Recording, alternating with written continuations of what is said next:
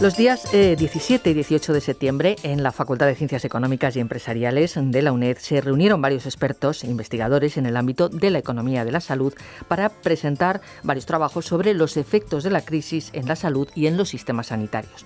El workshop, organizado por esta facultad y dirigido por el catedrático de Análisis Económico de la UNED, José María Laveaga, ha contado con la colaboración de la Universidad Pompeu Fabra, la Obra Social de la Caixa y el Centro de Investigación en Economía de la Salud, CRES. Con él vamos a hablar enseguida de este congreso y de sus principales conclusiones. También queremos conversar con él sobre las implicaciones que la crisis económica ha tenido sobre los sistemas de salud en el mundo y en particular en Europa, y también de otras cuestiones.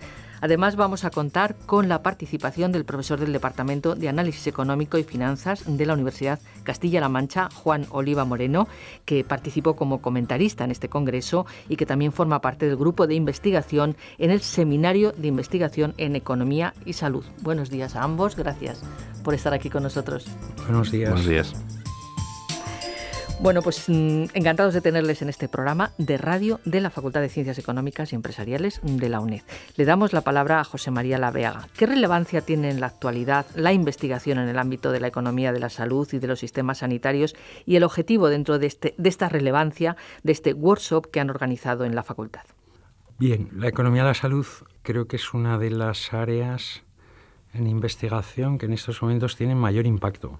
Cuando desde la universidad hablamos de impacto, ya empezamos a hablar de revistas, listas de revistas, citas, factores de impacto que se llaman en las revistas.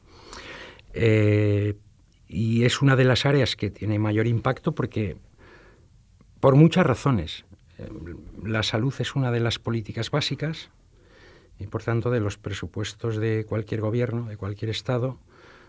Una de las componentes importantes es los gastos que se producen en temas sanitarios. Y si hablamos de un estado de bienestar o de un sistema de bienestar al uso en países avanzados, pues las cuatro patas, digamos, del sistema serían la salud, la educación, las pensiones y la dependencia. Y digamos que todo esto constituiría lo que un Estado trata, un Estado, digo, de los desarrollados, trata de garantizar al menos en unos mínimos a sus ciudadanos. Bien, importancia para la investigación en el mundo y en España. En España los grupos que hay en economía de la salud son muy, muy relevantes. De hecho, uno de los patrocinadores del Congreso es el Centro de Investigación en Economía y Salud de la Universidad Pompeu Fabra, pero había un grupo de investigación que sigue habiéndolo en la Universidad Carlos III, hay un grupo de investigación liderado por el profesor Oliva en la Universidad de Castilla-La Mancha, y como decía en la apertura del Congreso, cuando uno mira a los españoles que aparecen en el programa, pues aparecen muchos, pero muchos de ellos con filiaciones que no son españolas, porque tenemos buenos investigadores en muy buenas instituciones fuera de España y no hace falta más que mirar estas instituciones: London School of Economics, Erasmus School of Economics, etcétera, etcétera. Bien.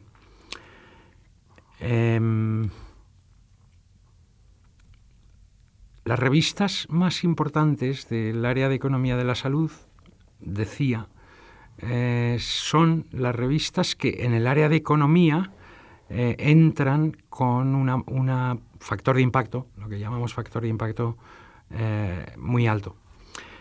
Voy a explicar un poco el origen del workshop. El origen de este workshop es, nosotros tratamos de convencer a una de estas revistas, Health Economics, que digamos sería la versión europea de la mejor revista de economía de la salud. La americana es el Journal of Health Economics.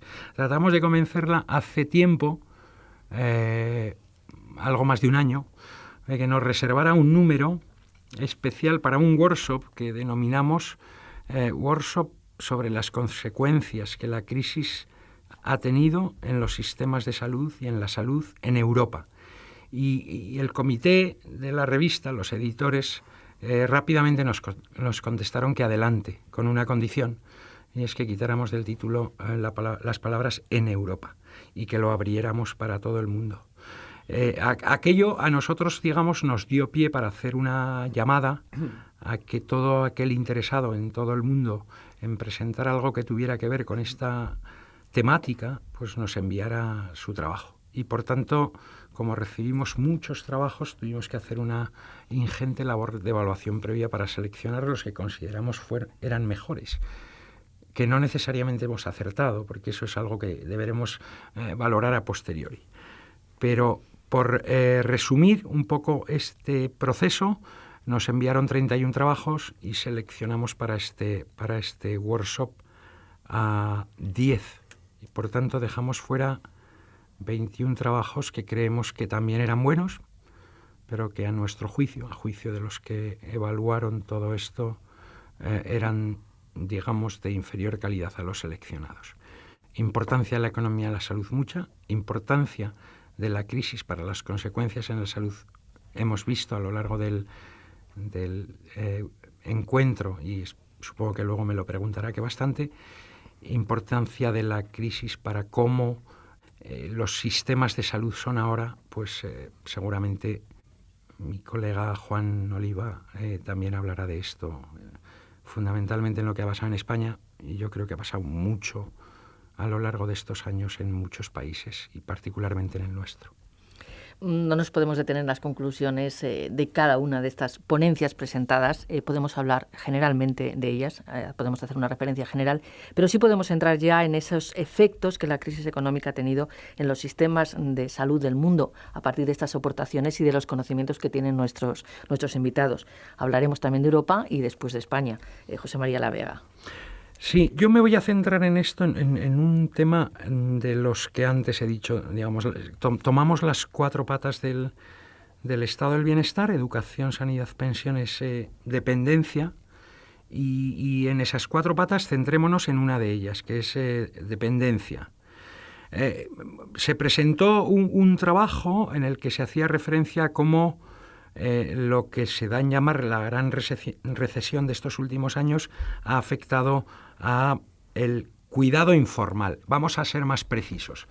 Cómo en los distintos países europeos esta recesión ha afectado al presupuesto que los gobiernos de estos países dedican a cuidados de larga duración. Y en particular, en los cuidados de larga duración hay un componente importante que es cuidado formal. Uno, desde los gobiernos, el danés, el sueco, el francés, etcétera, financia que los dependientes puedan tener una persona que les cuide, y a veces esta persona que les cuida es un familiar, un amigo, en fin, cuidado informal, pero los gobiernos compensan por este cuidado informal, o no, depende de los países, y con unas u otras cantidades a los dependientes o a los cuidadores de los dependientes.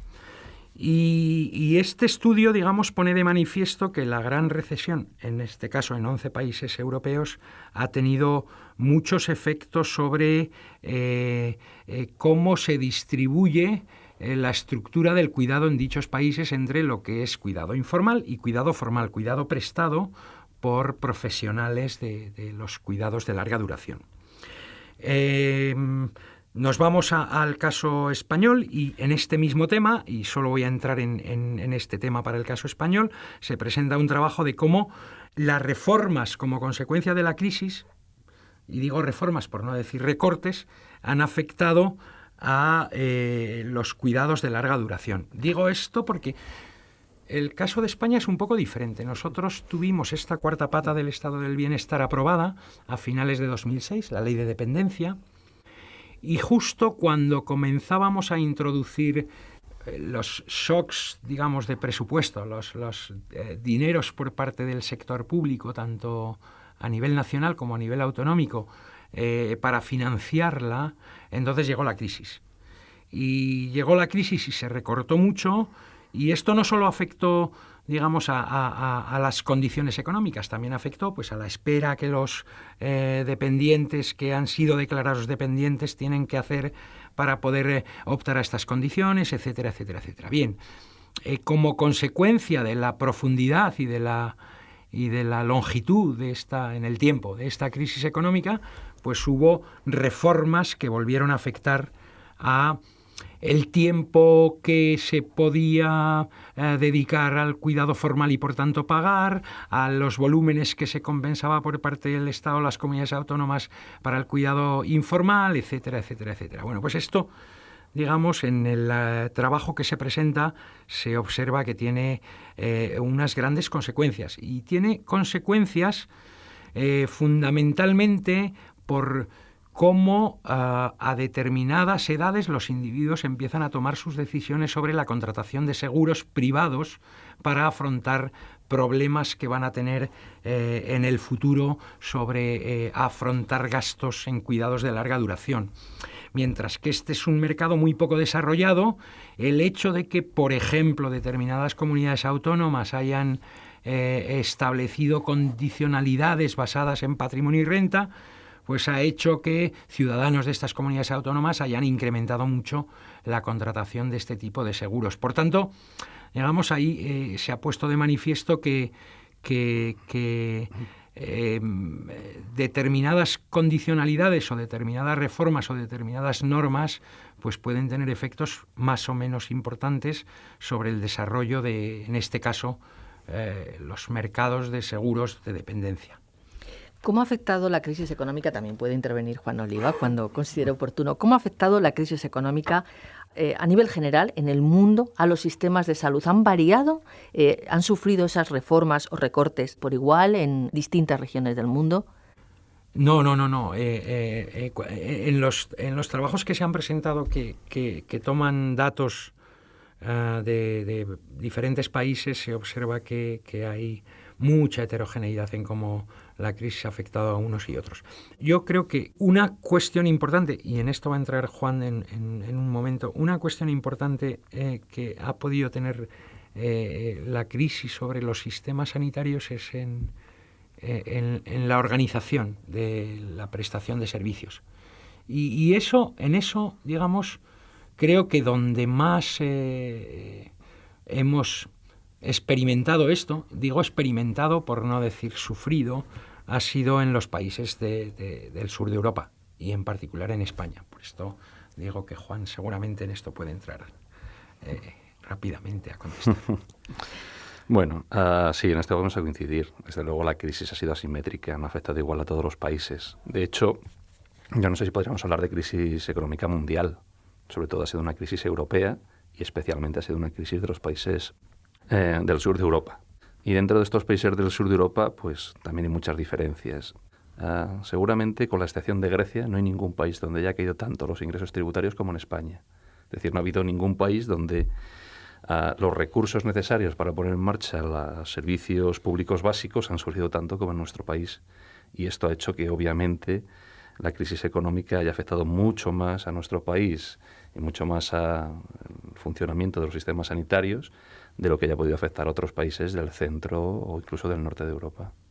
José María Laveaga hablaba de reformas y decía, por no decir recortes. Veamos cuál es la situación en nuestro país, qué ha ocurrido realmente, cuál es el alcance de las reformas o de los recortes que se han puesto en marcha durante este proceso de crisis. Bueno, yo diría que una pauta común en casi todos los países europeos, aunque afectados en distintas medidas, es que realmente se ha perdido una gran oportunidad para poner en marcha políticas que mejoraran la eficiencia de los sistemas. En general, en casi todos los países europeos, la mayor parte de las políticas en el ámbito sanitario en estos últimos años ha estado centrada en cómo controlar el presupuesto. Dicho esto, había países que habían hecho previamente sus deberes. Había países que previamente sí que tenían políticas en las cuales tenían criterios claros, explícitos, sobre qué debemos financiar y de qué manera con recursos públicos. Digamos que el problema que hemos tenido en España es que no teníamos estos deberes hechos y yo creo que reformas en profundidad, salvo una única excepción a la cual me puedo referir ahora, no hemos tenido en España. Más bien nos hemos limitado a hacerlo igual, pero con menos recursos, lo cual nos lleva a hacerlo peor. La excepción ha sido precisamente el quebrar la universalidad del sistema. Es decir, el Real Decreto Ley 16/2012, digamos que ataca directamente a un elemento estructural del Sistema Nacional de Salud, que era el acceso a los servicios sanitarios en función de la ciudadanía, en función de todo ciudadano tenía derecho a acceder a esos servicios. Que el resto de lo que aparece en el Real Decreto puede ser discutible, uno puede estar a favor, no puede estar en contra, incluso en esto uno puede estar a favor, puede estar en contra, no parece que esta sea la fórmula más adecuada mediante una norma de extremada urgencia y de aplicación inmediata para cambiar con una de las normas, digamos, más identificables, ¿no?, que más identifica el Sistema Nacional de Salud de España. Yo quiero aquí añadir una cosa, y es que Juan es muy cuidadoso y correcto políticamente y dice no parece que esto haya sido... Bueno, parece que es todo lo contrario, porque ahora llegan las elecciones y todo el mundo corre a restituir aquello que parecía que no había que haber quitado. Por tanto, a mí me parece que fue un error histórico y como tal, digamos, todo el mundo quiere ahora subsanarlo, ¿no? Entonces, yo soy políticamente correcto y lo digo, y entiendo que ha sido así. Bien, otra cuestión que también ha interrumpido en el sistema sanitario español en estos años, últimos años de crisis económica, pero sobre todo también como planteamientos políticos, es la irrupción del sector privado dentro del sistema de sanidad español. Uh-huh. ¿Qué efectos ha tenido o si se han hecho estudios en este sentido? ¿Ha mejorado la eficiencia con la aportación de estos sistemas privados también o servicios privados? Bueno, el sector privado siempre ha estado presente en el medio sanitario español. De hecho, la figura de los conciertos o convenios es una figura que habitualmente se ha utilizado pues desde el comienzo de nuestro sistema sanitario moderno. La diferencia en estos últimos años es que ha habido una proliferación de sistemas de gestión del ámbito privado dentro de los centros sanitarios públicos. Entonces, en este sentido, España ha sido un laboratorio excelente porque hemos probado con todas las fórmulas posibles, habidas y por haber, de gestión pública y de gestión privada en los centros sanitarios públicos. Entonces, después de estos 20, 25 años de experiencia, uno lo que debería esperar es que, que con el mismo empuje o con la misma decisión que se ha puesto en marcha estas experiencias, como ya las deberíamos haber evaluado, ya deberíamos saber qué es lo que funciona y qué es lo que no funciona en estos métodos de gestión. Bueno, pues desgraciadamente no lo sabemos. Y no lo sabemos porque nunca ha habido el menor interés político, porque en último término quien toma estas decisiones son nuestros representantes. No ha habido interés en querer evaluar aquellas opciones que se ponían en marcha, lo cual es lamentable, porque ahora en vez de estar discutiendo sobre si es mejor la gestión privada o la gestión pública en los servicios sanitarios públicos, esta cuestión en España debería estar ya resuelta hace muchos años. Pero desafortunadamente no es así. Quizá la reforma más importante que está pendiente en el ámbito, no solo en el público, o no solo en el ámbito de las administraciones públicas, sino solo también en el privado, pero concretamente dentro del ámbito sanitario público, es dotarnos de normas de buen gobierno, es decir, normas que nos permitan que la toma de decisiones sea adoptada con criterios claros y explícitos, que haya una mayor participación por parte de los ciudadanos en la toma de la planificación de las políticas de salud y de los profesionales en la gestión del mismo, que haya mucha más transparencia dentro del sistema, o, por ejemplo, que el tema de la rendición de cuentas de los gestores y de los responsables sea algo habitual, no excepcional. Entonces, yo creo que esta reforma no la hemos hecho. Y mientras no hagamos esta reforma, es muy difícil salir del discurso de recortes. ¿Y sí se ha hecho en otros países de nuestro entorno? Bueno, en otros países, aunque esto es muy variopinto, muy heterogéneo a nivel europeo, en otros países es mucho más clara, mucho más evidente que estos elementos o estos criterios están ya insertos dentro del sistema, que lo toman como algo habitual, no como algo excepcional. ¿Qué efectos ha tenido? Yo quiero José María Navea. Puntualizar aquí un tema, porque le has preguntado a Juan, y de nuevo es políticamente muy correcto. No pensaba yo eso. Le has preguntado sobre esto del público-privado y sobre la eficiencia. Y yo creo que es que la gente en general, el ciudadano que escucha los medios y lee los medios, tiene una cifra en la cabeza acerca de la eficiencia, que es lo privado en sanidad y en otras cosas, pero es un 15% en términos de coste más eficiente. Y nadie lo ha calculado nunca. Simplemente esto se ha vendido como la cifra mágica. Y nunca se ha evaluado. De hecho, hay alguna experiencia en sanidad de externalización o privatización que ha sido muy costosa porque se concedió el contrato a un montante por paciente y como no llegaba se lo tuvo que recuperar el sector público y se volvió a sacar a contrato y se le concedió a los mismos a un montante mayor por paciente. Entonces, claro, digamos, cuando uno dice todo este tipo de cosas y no da datos y no da datos a los analistas para que lo analicen y se niega y etcétera, pues a mí me suena que hay algo más que una cifra, hay algo que, en fin, una norma que no se cumple, de lo que Juan ha dicho, normas de buen gobierno que nos debiéramos dar y que no nos las damos. Y eso hace que a nadie parece interesarle que se evalúen estas cosas, ¿no? Simplemente, yo una vez, cuando surgió todo este tema de la privatización de los hospitales y centros de salud en la Comunidad de Madrid, pues escribí unas notas en donde decía que me parecería bien si se hubiera evaluado, pero que pedí los datos para evaluarlo y nadie me los dio. Y entonces pedí los informes en que estaban basadas estas decisiones y es que no existían. Y entonces, claro, decimos, bueno, pues venga, vamos a hacerlo así y soltamos una cifra mágica, repito, en los medios, y si la gente va y se lo cree, pues cuando hablas que en la calle con la gente que se lo ha creído te dice, no, pero eso es que es un 15% más eficiente en costes, pero no lo he comprobado en ninguna parte. Bueno, vamos a ampliar un poquito más esta cuestión, porque es una de las cuestiones yo creo caliente de los últimos años. Probablemente has mencionado uno de los ejemplos de mal gobierno, de mala calidad en el gobierno, más citada en estos últimos tiempos. Es decir, el que no se facilite al ciudadano estos informes de planificación de por qué era necesario en Madrid 11 hospitales es un hecho realmente preocupante. Si no se facilitan porque no existen o nunca han existido, es un hecho que va más allá de la preocupación. Es un hecho que debería conducir a reflexionar a todos los ciudadanos. Lamentablemente, los modelos de gestión privada efectivamente en España no se han evaluado porque jamás se han facilitado los datos adecuados para ello. Entonces es muy triste que, con toda esta experiencia acumulada, sí podemos decir algo, pero lo podemos decir basado en la experiencia internacional. Donde sí se han evaluado estos modelos, por ejemplo, han sido en el ámbito del Reino Unido.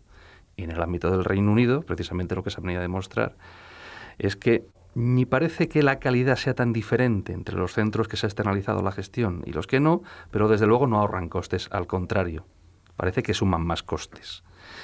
Y lo que sí sabemos en España es que, aunque la gestión fuera modélica, que como digo, no sabemos si lo es o no lo es, posiblemente lo que tendremos será centros privados con mejor y peor gestión y centros públicos con mejor y peor gestión. Tampoco lo sabemos. Pero bien, dicho esto, lo que sí sabemos es, a través de un informe emitido por la ya extinta Comisión Nacional de la Competencia, es que todo el proceso de licitación de los concursos, de los contratos con este centro y las empresas, digamos que si atiende a José María y soy políticamente correcto, diría que fue manifiestamente mejorable. Si soy un poquito más incorrecto, diría que fue nefasto. Es decir, todo lo que no había que hacer a la hora de licitar un contrato público se ha hecho precisamente en este ámbito.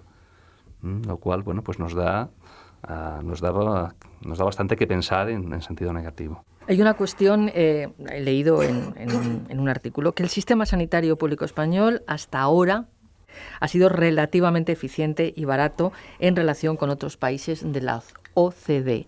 ¿Qué ha pasado con la crisis? ¿Podemos seguir diciendo esto en nuestro país? ¿Qué efectos ha tenido la crisis en la salud de los ciudadanos españoles? Bueno, pues quizás comenzando por lo último. Los mayores riesgos para la salud de la crisis económica no vienen por el deterioro del sistema sanitario, que es un deterioro, digamos, menor, porque partimos, yo creo, que de niveles de calidad altos. Los mayores riesgos para el deterioro de la salud viene dado por otras consecuencias de la crisis, como por el hecho de que somos uno de los países europeos con mayor porcentaje de la población empobrecida o en riesgo de exclusión social. Esto significa que pues personas que no tienen renta desarrollan problemas de salud mental. Significa que sus hijos seguramente van a tener mayores problemas de fracaso escolar en el colegio. Significa, por ejemplo, que esos niños arrastran esos problemas ya a lo largo de toda su vida, porque menor educación se traslada a menor oportunidad laboral, a menor salud, etcétera. Luego, los mayores riesgos posiblemente vienen provocados por elementos extrasanitarios y que tienen que ver con las consecuencias sociales de los impactos de la crisis. El sistema español, bueno, realmente es un mito el decir que era más barato que el de otros países, porque seguramente a comienzos de milenio sí que éramos más baratos que otros países. Pero a medida que ha ido transcurriendo pues, la primera década del milenio, nos hemos igualado con los países pues, que nos deberíamos comparar. Que seguramente no es Estados Unidos o no es Luxemburgo, sino seguramente es países con un modelo de tipo Sistema Nacional de Salud, con acceso universal, con un bajo nivel de copagos, como puede ser el caso de Reino Unido, como puede ser el caso de Italia, como puede ser el caso de Suecia. En términos de esfuerzo como país, aproximadamente gastábamos o invertíamos los mismos recursos que Suecia o Reino Unido, en torno a un 9 y poco por ciento de nuestro PIB, que ya es dinero, uno de cada 10 euros. A lo largo de la crisis, bueno, digamos que como partíamos de un nivel, yo creo que muy razonable, estos 8 o 9 mil millones de euros que han desaparecido del sistema en forma de recursos, pues digamos que se han notado puntualmente en elementos que saltan las costuras del sistema. Por ejemplo, un crecimiento desorbitado de las listas de espera, en cuanto a número de personas, en cuanto a tiempos de espera. O, por ejemplo, a contradicciones que aparecen cuando aparece un nuevo medicamento que parece que es muy efectivo, que va a curar a personas que tienen una enfermedad grave como es la hepatitis C y que no sabemos cómo lo vamos a pagar. Bueno, estas contradicciones yo creo que las vamos a seguir teniendo de cara al futuro, porque los ingresos no se van a recuperar, los ingresos tributarios no se van a recuperar a niveles previos de la crisis, y porque, digamos que no hemos hecho nuestros deberes en cuanto a reformas estructurales. Como digo, para mí la base de todas estas reformas es mejorar nuestras normas de buen gobierno. Luego, mientras no mejoremos estas normas, pues digamos que los problemas a los que nos enfrentemos no desaparecerán, sino que continuaremos observando cómo se prolonga en el futuro. En realidad, en estos últimos años han aparecido muchos informes elaborados por asociaciones científicas, informes elaborados por expertos, incluso por consultoras privadas. En realidad, sobre el diagnóstico del sistema hay bastante consenso. Sobre lo que hay mucha discrepancia es sobre el pronóstico. Es decir, ¿cuál va a ser la evolución? ¿Hacia dónde vamos a evolucionar? ¿Vamos a tener un sistema reconocible como el que tenemos ahora o vamos a ir hacia otro tipo de sistema diferente? Sobre lo cual no hay consenso. Dejo la cuestión en manos de José María Lavega. Sí, gracias, Isabel. Abundando un poco en lo que dice Juan, claro, si uno mira la evolución, ¿no?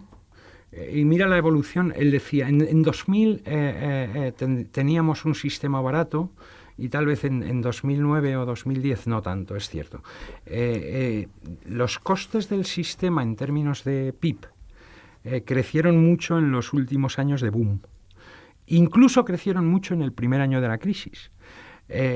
Yo siempre me preguntaba si ese crecimiento de los costes era estrictamente necesario o se reflejaba en el estado de salud de los individuos, lo midiéramos como lo midiéramos. Yo creía que no. Uh-huh. Yo creía que era un sobrecoste debido seguramente a lo caro que son determinadas nuevas tecnologías o determinados nuevos medicamentos que en aquel momento no mirábamos. Y por dar cifras, nosotros llegamos casi al 9,5 del PIB, 9,5 del PIB. 9,5 del PIB quiere decir que la sanidad gastaba en España un total de 95.000 millones. Eso es una cifra respetable, de los cuales en los últimos años, o primeros de la crisis, últimos del boom, estaban repartidos casi 80 sector público, casi 20 sector privado. Ahora es un poco más de 20 sector privado y gastos privados me refiero. Y dice, estamos lejos de Estados Unidos, sí, que es el sistema más caro, privado, que gasta el 18,5% de su PIB, y estamos lejos de Luxemburgo, que es un país muy rico con el que no nos podemos comparar. Estamos en la media de los países que Juan ha dicho, con esta estructura. Entonces, la cuestión es, yo me pregunto si con 85.000 millones actuales no hay un gran negocio, ¿no? Hay un gran negocio. Y lo que dudo es que se pueda hacer negocio con determinadas cuestiones. Y ahí debemos tener un poco de cuidado. En lo que ha dicho Juan, que es en el pronóstico, en el diagnóstico lo tenemos claro. Y reformas estructurales. Yo creo que hay cosas que requieren un poco más allá de las reformas estructurales. Requieren, por ejemplo, colaboración, porque nos gustaría tener un sistema de salud en mínimo, medio, con igualdad de acceso y de cobertura para todos, si vivimos en el mismo país para todos, digo, básico en la media. Y todos somos 17 comunidades autónomas. Y es posible que no lo tengamos. Y entonces, para que lo tengamos, pues hay cosas que van más allá de poner normas y, en fin, va mucho más en el cooperación, en el buen gobierno, ¿En qué cooperamos? Pues hay tecnologías que a lo mejor podíamos compartir, sobre todo las inversiones necesarias para comprar dichas tecnologías, las podíamos compartir entre territorios y podíamos ahorrar esa inversión y podíamos saber cuánto, con una contabilidad analítica buena, es el coste de cada una de las intervenciones en esa tecnología. Y entonces un municipio de determinada comunidad autónoma pues no tiene por qué invertir si ha invertido el de al lado, que es de otra comunidad autónoma, pero entre comunidades autónomas se ponen de acuerdo para compartir los costes y cobrarse. Y este tipo de cosas, digamos, que no las hemos hecho, las tenemos mucho más resueltas con Europa, donde tenemos compensaciones de este estilo, que entre nosotros. Luego gobernanza, luego cooperación, luego buen hacer, buen gobierno, este tipo de cosas que son absolutamente necesarias. Bueno, pues no tenemos más tiempo, vamos a dejar abierto el tema aquí. Es una cuestión de gobernanza, de buena gestión, de saber hacer bien las cosas. Muchísimas gracias. Juan Oliva es profesor del Departamento de Análisis Económico y Finanzas de la Universidad Castilla-La Mancha. Gracias por estar con nosotros. Gracias. Decía antes José María Laveaga, que yo no sé si lo he dicho bien, que es el director o el responsable del Seminario de Investigación en Economía y Salud de esa universidad. ¿Es correcto? Codirector. Codirector, bien. Y gracias a José María Laveaga, catedrático de Análisis Económico de la Facultad de Ciencias Económicas y Empresariales de la UNED. Por si están interesados, este workshop se puede ver en Canal UNED entrando en la página de la Facultad de Ciencias Económicas y Empresariales, donde tienen un acceso a estas conferencias. Muchísimas gracias a los dos. Gracias. Gracias.